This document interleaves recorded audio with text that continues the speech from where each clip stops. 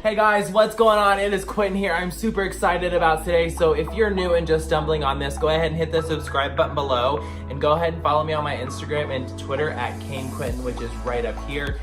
So today I'm going to be talking a little bit about my coming out story, some things that my parents probably don't even know, which is super kind of scary for me, and just my struggles with coming out and being who I was when I wanted to be. So let's go ahead and get started on this.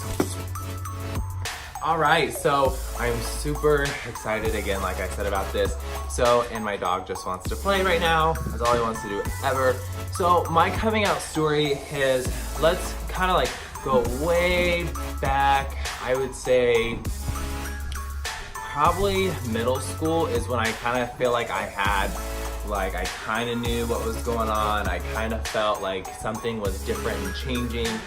So if some of you don't know me, I grew up from this really small town called Miami County, all the way in Indiana. We're known for the Circus Hall of Fame, if you know Peru, Indiana. So that is where I'm from. Our school is completely surrounded by cornfields. I graduated in a class probably of maybe 180, I think. And so it was a pretty small town. Everybody knew your business, everything else like that. So that's why I had to get out of there. So in middle school, I probably knew that I was gay. I wasn't trying to be flamboyant. I wasn't trying to be like crazy over the top. I didn't know what gay was. I was just very confused. As a kid, I grew up around my mother, my grandmother, and my great-grandmother. So I was always around female tendencies. I always dressed up in women's clothing. I just played in jewelry. And it was just the basic normal for me. And I had a girlfriend on and off through middle school and through high school, and I had crushes on girls, and I never really crossed the thought of me being gay, because I know this is gonna sound really judgmental, when I was in middle school and high school, there was only a couple other gay kids in our class or my school, and I remember telling myself I'm not who they are. I don't put myself as they are. I'm not gothic, or it just wasn't my personality. It wasn't who I thought I was. So I was like, that's what gay is, that's not what I am, and we just went off without it. So in high school, I pretty much knew, I had crushes on guys. I made a list of guys I had crushes on, and I hope to God my mom never found that, ever. So if you found that, Mom, I apologize. So I had lists of guys that I had crushes on and stuff like that. I was kind of trying to figure myself out, but I would have never come out in high school. I was already made fun of, for being gay, and I think it's because I denied it.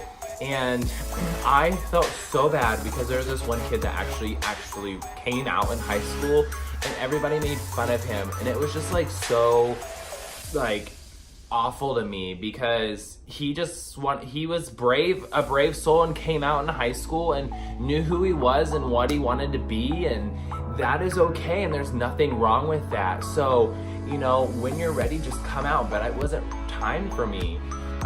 So let's let's go all the way to my freshman year college-ish. That is when I really kind of dabbled in gay culture. So everybody knows the dating app Grindr. I moved away from my family's house. I got out of Miami, moved to Indianapolis, Indiana, and I remember I was at a swim meet, and I met this guy on this dating app, and we talked and we hung out all the time and everything else like that, and I loved it. This is the person that I loved, and I wanted to spend the rest of my life with, and it was my first ever boyfriend. I was 20 years old, I think, at the time. And so I remember I would hang out with him all the time, and he was in a frat house.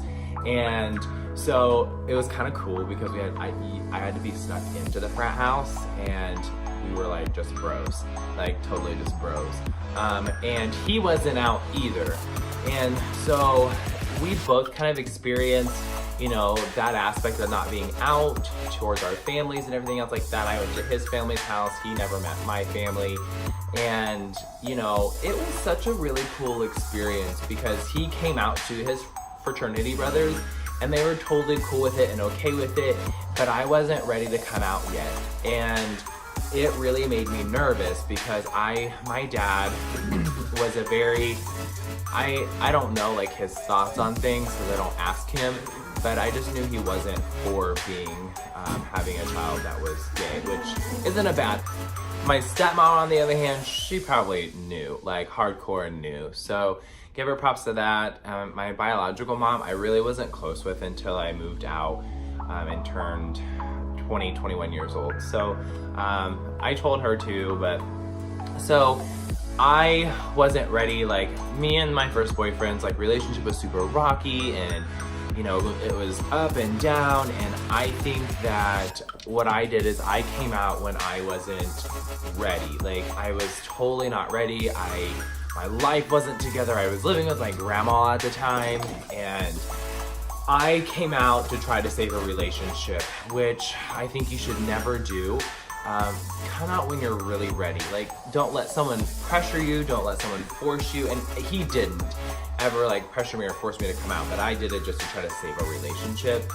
And it was so like distraught to me because I feel like I lied to all my friends and I lied to all my family, and it was a hard thing for me because I would say my family does have pretty good Christian values, and so